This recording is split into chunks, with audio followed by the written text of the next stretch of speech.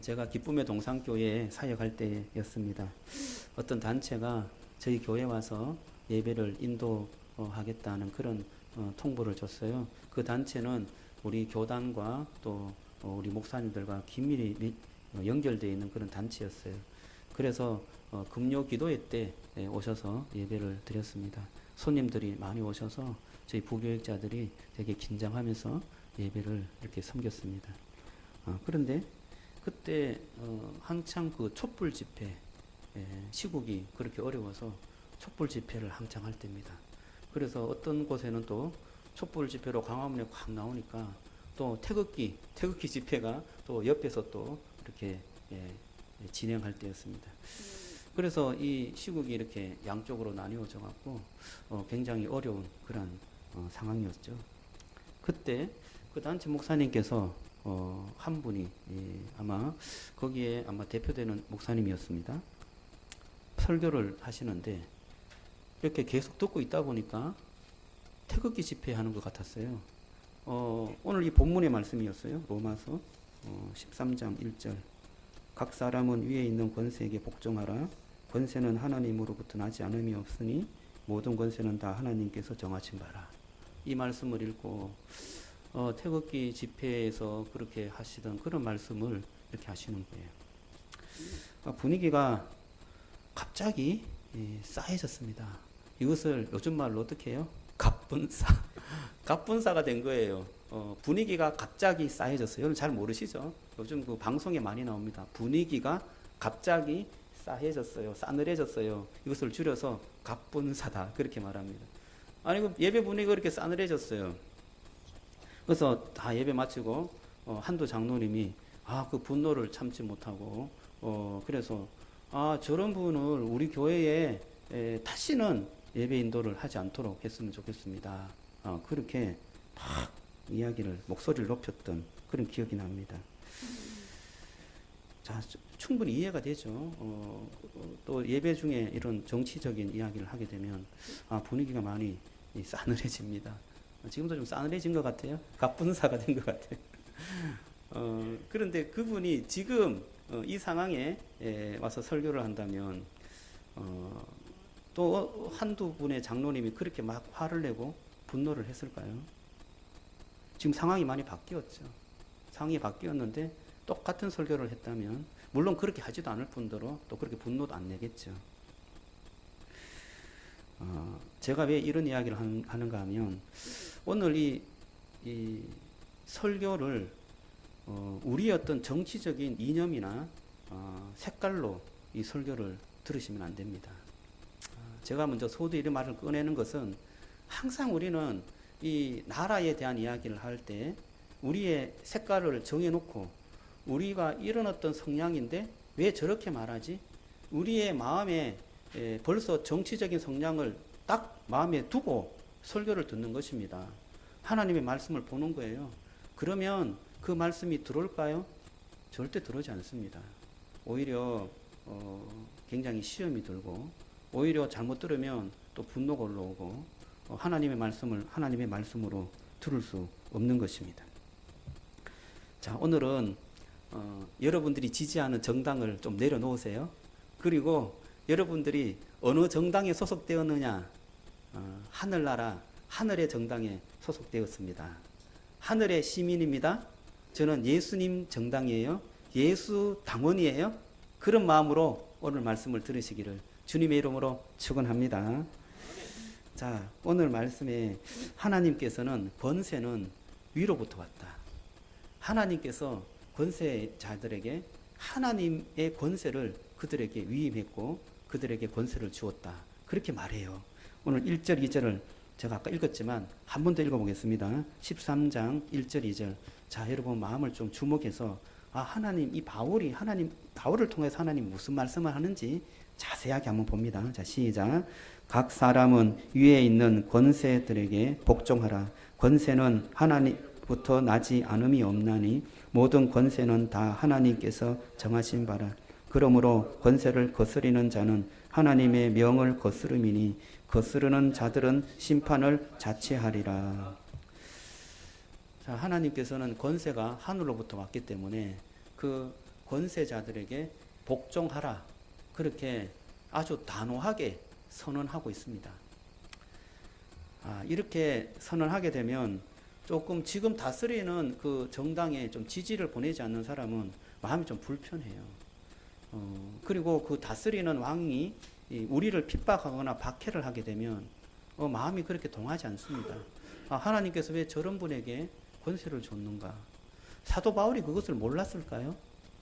사도 바울이 사역했던 그 시대에 그 정권, 그 다스리는 자들이 그렇게 정말 선한 자들이었을까요? 그렇지 않았습니다. 사도 바울이 생활했던 그 당시에 정권은 로마였습니다. 로마는 유대인 쪽에서 봤을 때는 그 이방인이었고 아주 그 포악한 사람들이었습니다. 특히 기독교인을 되게 박해를 했어요. 로마 황제 네로는 그 로마에 화재가 났어요. 로마 도시에 화재가 났는데 그 화재에 그 방화자를 기독교인을 지목했어요. 그래서 그 기독교인이 발견되어지고 이렇게 나타나면 그 자리에서 처형할 수 있도록 그렇게 명했고요. 그 기독교인들을 다 잡아갖고 콜로세움으로 데려가서 그들이 사자밥이 되고 짐승의 밥이 되는 그러한 일을 자행했던 정부가 어디였느냐? 로마였습니다. 그러니까 기독교인에게는 이 로마는 너무나 사악한 정부였어요.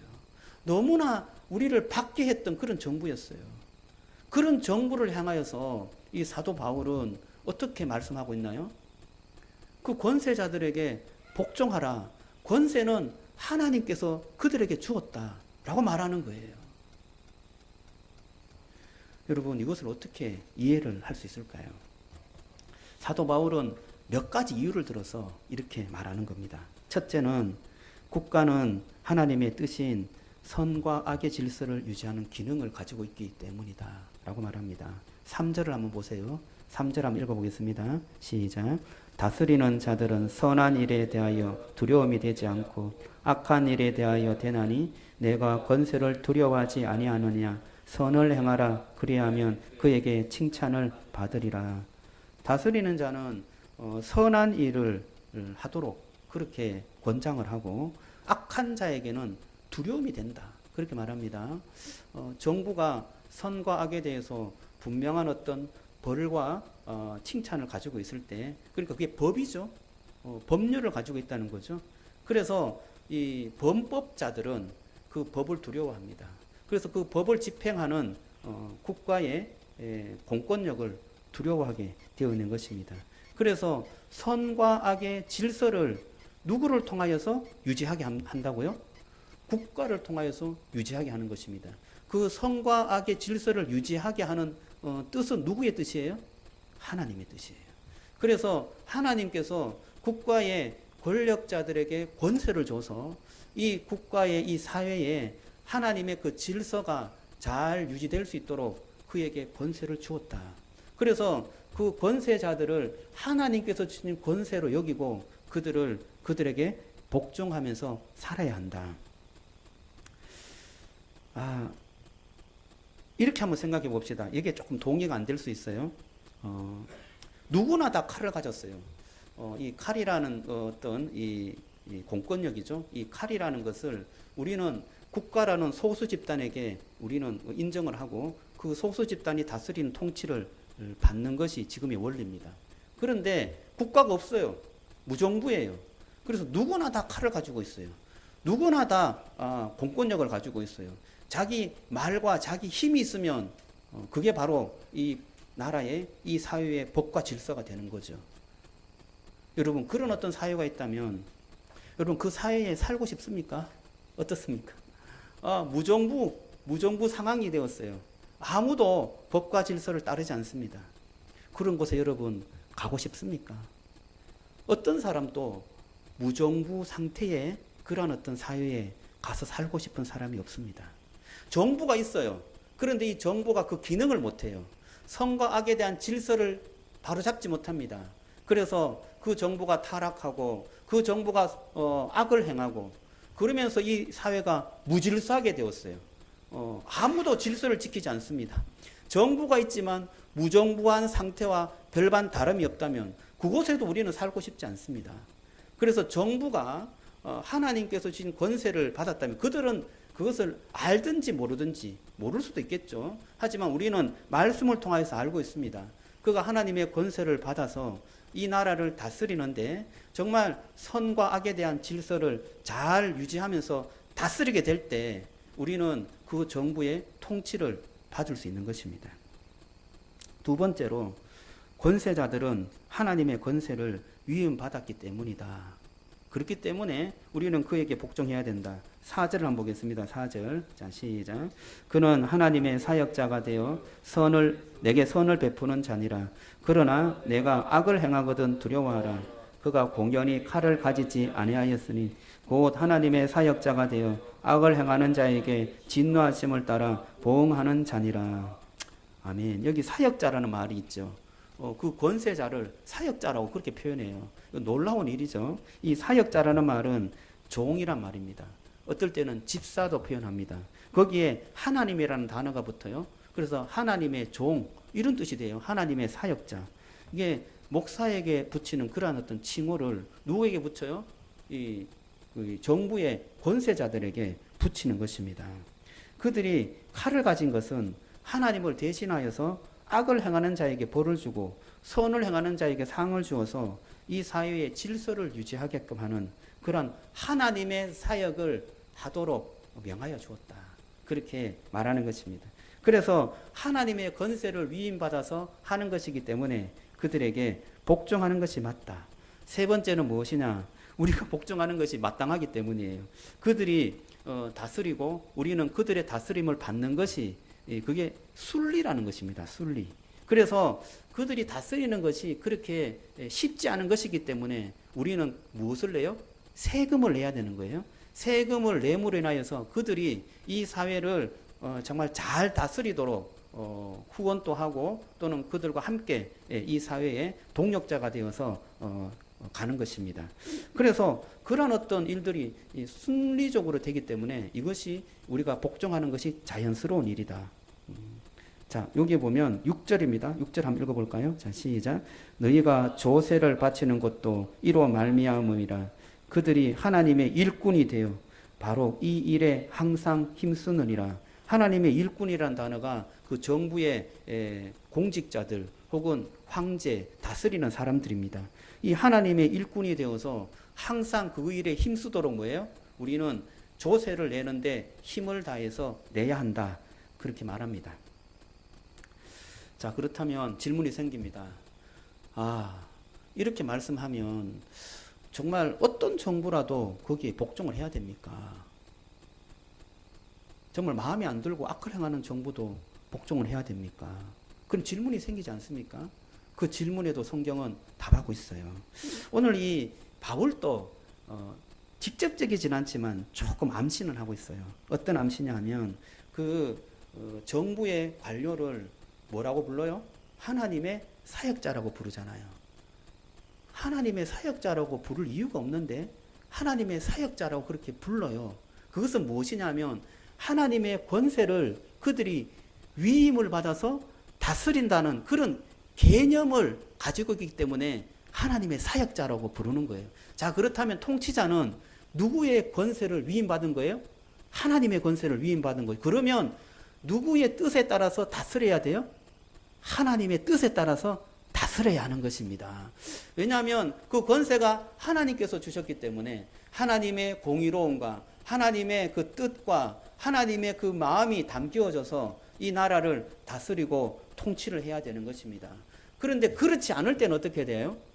그렇지 않을 때는 이 하나님의 사역자들이 하나님의 사역을 하는 것이 아니라 자기의 사역을 하고 자기의 유익을 위해서 자기의 사리사욕을 채우는 그러한 통치 행위를 하는 것입니다. 두 번째는 뭐냐? 조세를 바치라고 하는 그런 말씀인데요. 로마의 세금을 내는가 내야 되는가 라는 문제로 예수님께 제자들이 그렇게 물었어요. 그래서 예수님께서 이런 말씀을 하셨어요. 가이사의 것은 가이사에게 그리고 하나님의 것은 하나님께 바치라. 그런 말씀 혹시 기억납니까? 가이사의 것은 가이사에게 바쳐라. 그러나 하나님의 것은 진정히 너희들이 제대로 섬겨야 될 것은 하나님이다. 그러므로 하나님께 바쳐라. 이것은 무엇이냐? 물론 이 세상의 정부도 인정을 하지만 진정 너희들이 숭배하고 예배 드려야 될 분은 누구예요? 하나님이라는 거예요. 이 세상의 황제를 숭배하는 것이 아니라 너희들은 하나님을 예배하는 하나님의 백성이다. 그것을 강조하는 거예요. 그래서 조세를 바치는 것도 물론 좋지만 너희들이 진정하게 섬겨야 할 사람은 누구라고요? 하나님을 섬겨야 한다는 것을 여기에 암시적으로 내비치고 있는 것입니다.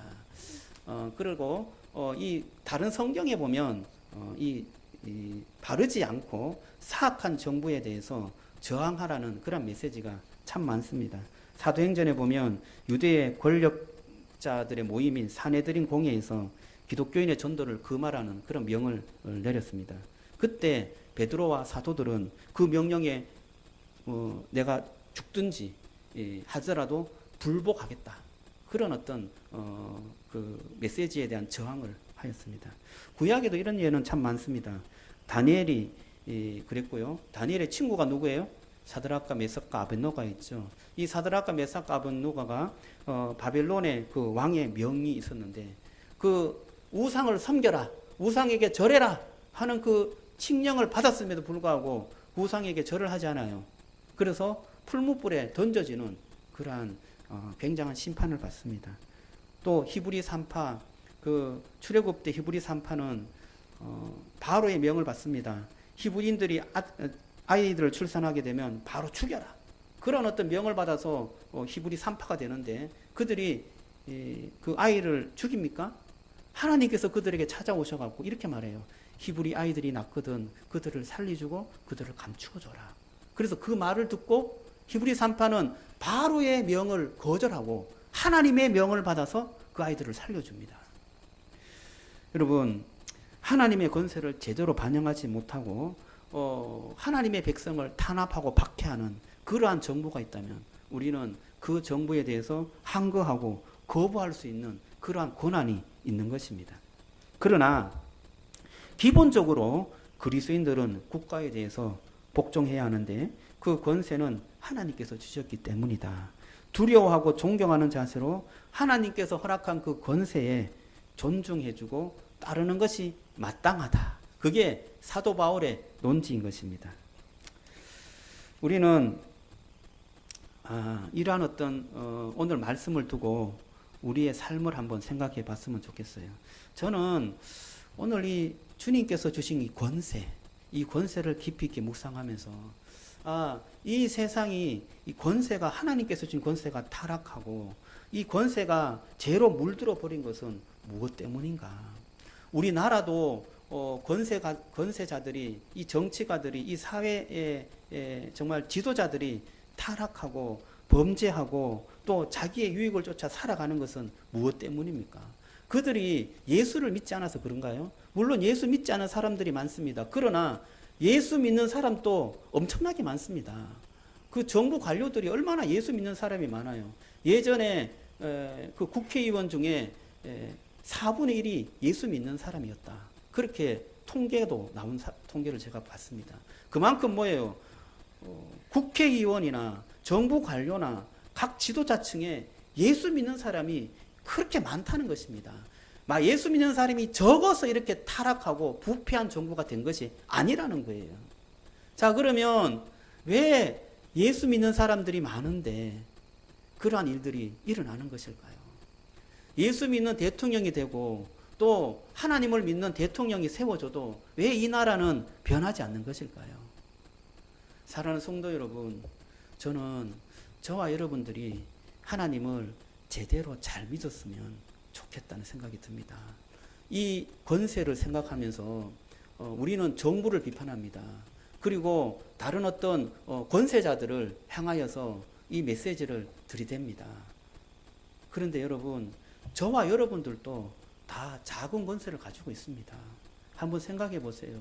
여러분들이 갖고 있는 가정에 여러분들이 권세가 없습니까? 여러분들이 다니고 있는 직장에 여러분들이 권세를 가지고 있지 않습니까? 여러분들이 살아가고 있는 사람들과 만날 때 여러분들이 힘을 그들에게 주지 않습니까? 이런 우리의 권세, 특히 뭐 이렇게 큰 권세는 아니지만 우리는 작은 권세를 다 가지고 있는 사람들입니다. 그 권세를 가지고 있는 그 권세를 나의 권세로 사용하기 때문에 문제가 생기고 내가 그것을 나의 이기적인 욕망을 이루기 위해서 사용하기 때문에 나에게 부패함이 생기는 것입니다. 우리가 예수를 잘 믿게 되면 정말 주님 안에서 그 은혜의 삶을 살게 되면 저와 여러분들의 삶이 바뀌어지고 변화될 줄로 믿습니다. 그러면 여러분과 함께하고 있는 이 사회가 변화되는 것입니다. 우리는 우리에게 소망을 갖지 않는 것 같아요.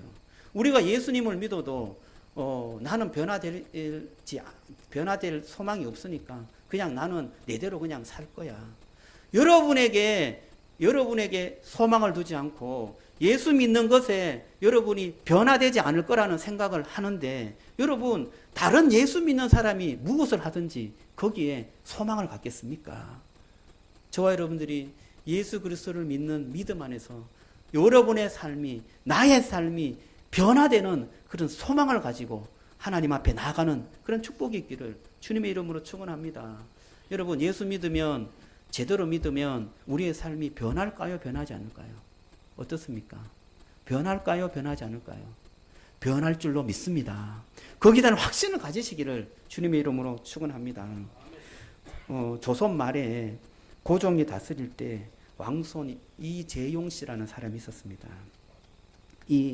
이재용 씨는 왕손이었지만 자기의 좀 아랫버린 동생이 왕이 되어서 본인은 왕이 될 수가 없었습니다. 그래서 과거 시험을 치러서 경북의 풍기라는 곳에 군수로 가게 되었습니다. 이 풍기 군수로 있을 때 일제시대가 되어버렸습니다. 을사조약이 맺혀져서 우리나라의 국권이 일본에게 넘어가 버렸습니다. 너무나 마음이 아픈 나머지 이재용 이 왕손은 풍기 군수를 그냥 벗어버리고 그냥 방랑자가 되어버렸어요. 이리저리 떠돌면서 인생을 그냥 살아가는 그런 방랑자가 되었습니다. 한 번은 선영에 가고 싶어갖고 마부를 고용했어요. 그래서 마부를 고용해서 말을 타고 그 산소에 가려고 했습니다. 근데 그 마부는 엄영수라는 사람이었어요. 근데 그 마부가 자기를 너무 잘 따르는 거예요. 나리 하면서 너무나 잘 따랐습니다. 그런데 어느 날 그 엄영수라는 마부가 전도를 하는 거예요. 나리, 예수님을 한번 믿어보시죠. 예수님은 우리의 죄를 위해서 십자가에서 죽으셔서 우리의 죄를 다 용서해 주셨습니다. 그래서 하나님의 나라의 백성으로 우리를 삼아 주셨어요. 예수 믿으면 천국 갑니다. 예수 믿으면 내 죄를 용서함 받아서 하나님의 자녀가 됩니다. 예수님을 한번 믿어보시죠. 이렇게 전도를 한 거예요. 그런데 이 이재용 왕손이 그 전도를 받고 기분이 몹시 나빴어요. 아니 이 마부 주제에 무엇을 그렇게 왕손인 나에게 종교를 그렇게 강요하고 전도를 하느냐.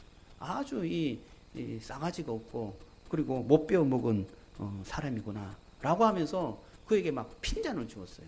그리고 막 야단쳤어요. 그러면서 이런 말을 했습니다. 아니 예수 믿으면 마부가 양반이라도 된단 말이야? 이렇게 막 핀잔을 줬습니다. 그 말을 들으면서 이 마부 이 영수 마부는 가만히 생각하고 기도하였습니다.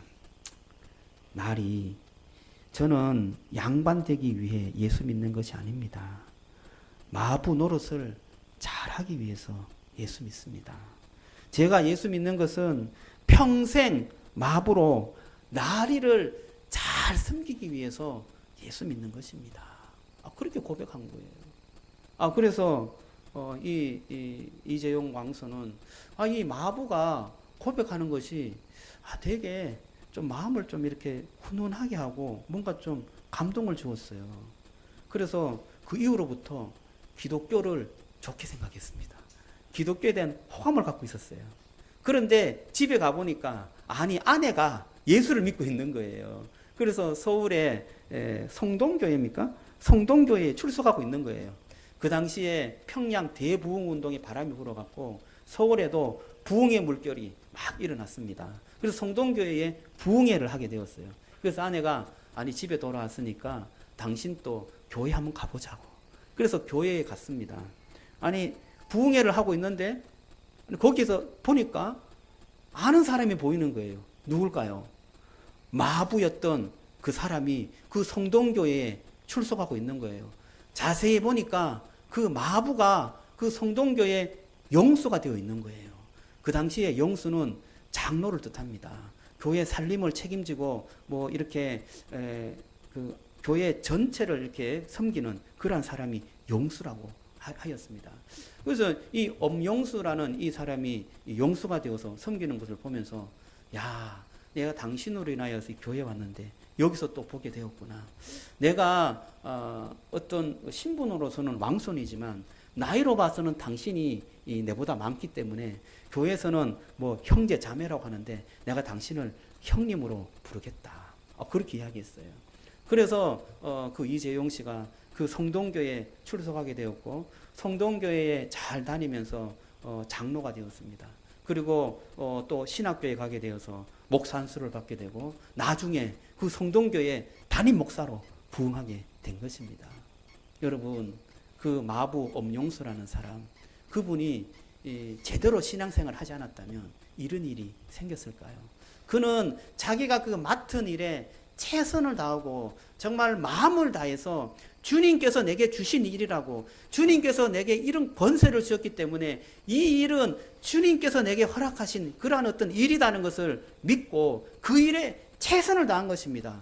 그리고 그와 함께 했던 사람들에게 그 하나님의 은혜와 그 사랑을 전하고 싶은 그런 마음이 그에게 있었기 때문에 그 일로 인하여서 복음이 전해지고 정말 예수를 잘 믿었기 때문에 그런 어떤 놀라운 일들이 생기게 된 것입니다.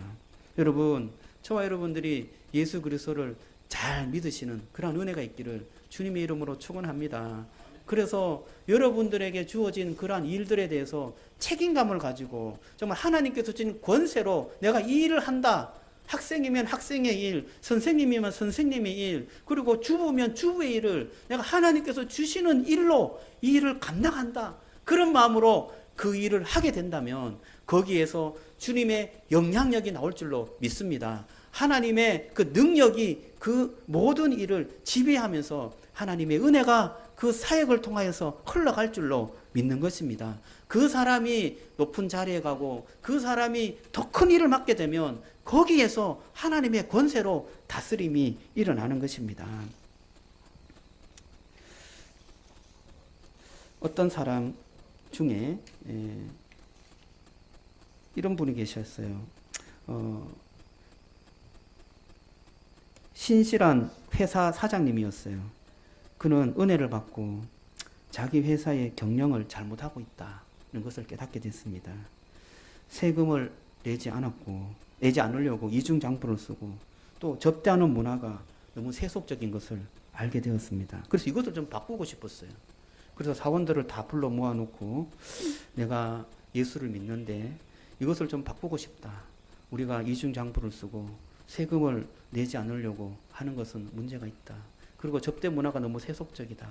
그래서 이것을 좀 바꾸어서 돈이 좀 들더라도 이렇게 했으면 좋겠다. 그렇게 이야기했습니다. 내가 회사 사장이니까 내가 마음 먹고 결심하면 충분히 회사를 바꿀 수 있다고 그렇게 생각을 했습니다. 그 일이 있고 난 다음에 회사에 정말 핵심적인 그러한 멤버들, 그 부장급, 어떤 그 이사급들이 찾아왔어요. 그리고 이렇게 이야기합니다. 사장님, 더 이상 이런 식으로 회사를 경영하면 저희들은 이 회사와 함께 할 수 없습니다. 사직서를 갖고 온 거예요. 사직서요. 사장님은 내가 은혜를 받고 하나님의 권세로 이 회사를 다스리고 싶었습니다. 그래서 세금을 제대로 내고 또 뭔가를 제대로 하고 싶었어요. 회사의 사장은 나라고 생각했어요. 그런데 회사의 사장은 자기가 아니었습니다. 이 사람들이 믿고 있었던 것은 사장님을 믿고 있었던 게 아니라 무엇을 믿고 있었느냐? 돈을 믿고 있었어요. 그렇게 해서 회사가 돈을 벌 수 있겠느냐? 그렇게 해서 회사가 제대로 세워지겠느냐? 돈을 믿고 있었던 그러한 사원들로 인하여서 회사는 사장님이 하나님의 권세를 가지고 다스리고자 했다는 그 다스림을 제대로 이룰 수가 없었던 것입니다. 사랑하는 성도 여러분, 저와 여러분들이 하나님의 그 은혜를 받았을 때 하나님의 사랑이 여러분의 삶 속에 흘러가게 되고 뭔가 바꿀 수 있는 그런 힘이 생기게 될 줄로 믿습니다. 그런데 분명한 것은 이 사회는 하나님의 권세와 하나님을 사랑하지 않는다는 것입니다. 이 세상은 자기들이 좋아하는 것을 좋아하고 자기들이 원하는 것을 향하여서 달려가는 것이 이 세상인 것입니다. 그래서 우리는 저와 여러분들이 주님의 그 은혜 가운데 붙잡힘을 받아야 이 세상을 바꿀 수 있는 것입니다. 여러분들이 바뀌게 되는 것입니다. 그럼으로 인하여서 이 사회가 변화되는 것입니다. 저는 오늘 이 말씀을 묵상하면서 마지막으로 복음밴드의 한 부분을 좀 말씀드리고 싶습니다. 이 복음밴드 7과에 보면 선교라는 주제가 나옵니다. 이 선교라는 주제가 해외 선교를 뜻하는 것이 아니었어요. 우리가 예수를 잘 믿게 되면 이 예수를 어떻게 이 주변 사람들에게 나의 이웃에게 어떻게 그 사랑을 잘 전할 것인가, 그러한 주제였어요. 그 동기는 바로 내 내적인 원리에 있다라고 그렇게 말해 주었습니다. 하나님의 은혜가 내 마음속에 들어오면 내가 나의 죄를 자각하는 것이죠. 그래서 회개와 믿음의 원리가 작동합니다. 내가 죄를 짓고 내가 내 죄성이 너무나 큽니다. 하나님께서 나의 죄를 용서하여 주시고 나를 새롭게 하여 주시옵소서. 하나님 앞에 나아가면 주님께서 나를 은혜롭게 받아주십니다. 하나님의 그 사랑을 경험합니다. 그래서 회개와 믿음의 놀라운 이 원리가 작동해서 내 속에 무엇이 찾아옵니까? 기쁨이 찾아오는 거예요. 주님의 그 은혜로 큰 기쁨이 내 속에 넘치게 됩니다. 그 기쁨으로 인하여서 이 외적인 원리가 작동하는데, 이 내적인 원리에서 복음의 그런 기쁨이 충만하게 되면 외적으로 무엇을 찾는가 하면 이 사랑을 어떻게 좀 표현할까, 그런 마음이 든다는 거죠. 그래서 이웃을 사랑하게 되고 섬기고자 하는 그런 마음을 갖게 되어서 그런 기회를 찾는다는 것입니다. 그렇게 찾다가 보면 이웃 사람을 만나죠. 이웃 사람을 만나는데 그 사람이 여러분에게 이렇게 좋은 것으로 또 편하게 해주는가요? 그렇지 않다는 거예요. 좀 냉수하게 대할 수도 있고 내가 생각하는 것과 전혀 다른 그런 사람을 만날 수 있습니다. 그래서 하나님의 복음을 전하는 것은커녕 그 사람과 함께 있는 것도 좀 불편해져요. 그래서 이런 생각이 듭니다. 하나님, 왜 저 사람을 나에게 붙여줬습니까? 나는 저 사람이 불편합니다. 라는 그런 마음이 들죠. 그런데 내적인 원리가 계속 작동해요. 내가 너를 사랑했지 않느냐? 원수 되었을 때, 네가 나를 거부했을 때 내가 너를 사랑했다. 이런 어떤 내적인 원리가 계속 발동할 때 외적인 사람에게도 이런 마음이 드는 거예요. 내가 교만했구나. 내가 하나님의 은혜를 또 잊어먹었구나. 라고 하면서 외적인 원리, 회개와 믿음이 작동하는 거예요. 그래서 그 사람에게 내가 잘못하고 내가 조금 더 겸손하지 못했던 것을 회개합니다. 그러므로 인하여서 하나님의 은혜와 그 사랑이 외적으로 나타나게 되죠. 그러면서 뭐예요? 기쁨이 충만하게 되는 것입니다. 사랑하는 성도 여러분, 저와 여러분들이 선교하는 것이 무엇일까요? 이웃을 사랑하는 것이 무엇일까요? 여러분의 그 마음속에 하나님의 그 복음의 역사, 주님의 그 은혜와 그 사랑이 충만하게 역사하고 나타나고 그런 회개와 믿음의 그 은혜가 계속해서 돌아가게 될 때 나와 관계 맺는 사람들에게 그 하나님의 은혜와 사랑을 표현하게 되고 그렇게 해서 저항하게 될 때 그 저항을 다시금 내 마음속에서 잘 소화해내서 하나님의 은혜를 그 사람들에게 흘려보내는 겸손한 그러한 하나님의 복음 전도자가 된다는 것입니다. 그 복음으로 인하여서 내가 변화해지고 그렇게 벌써 변화가 되었잖아요. 그 변화된 삶으로 인하여서 또 다른 사람이 변화되고 또 다른 사람이 영향을 받게 되는 것입니다. 우리 사랑하는 송산 기쁨의 동산교회 성도 여러분, 저와 여러분들이 정말 나의 삶에 하나님의 은혜가 가득 채워져서 내가 변화되는 소망을 갖게 하여 주옵소서.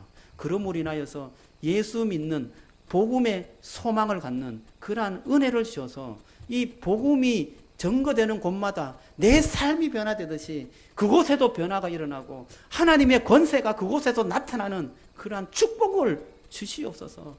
여러분, 그러한 간절히 사모하는 그러한 마음이 여러분들에게 함께하기를 주님의 이름으로 축원합니다. 그래서 위로부터 받은 그 권세, 하나님께서 주는 그 권세를 정말 책임감 있게 하나님의 은혜를 가지고 잘 사용하는 그런 축복이 있었으면 좋겠어요. 여러분의 가정에, 여러분의 자녀들 향하여서, 또는 내가 맡은 책임에 대해서 정말 하나님의 그 은혜로 그 권세를 잘 사용하여 주님의 그 영향력을 끼칠 수 있는 그런 삶을 살아가는 여러분 되시기를 주님의 이름으로 축원합니다. 우리 이 시간 찬양을 한 곡 하겠는데요. 모든 이름 위에 뛰어난 이름입니다. 이 찬양을 하면서 오늘 들은 말씀 좀 기억하면서 찬양하기를 원합니다. 찬양곡을 저를 하나 좀 주시겠어요?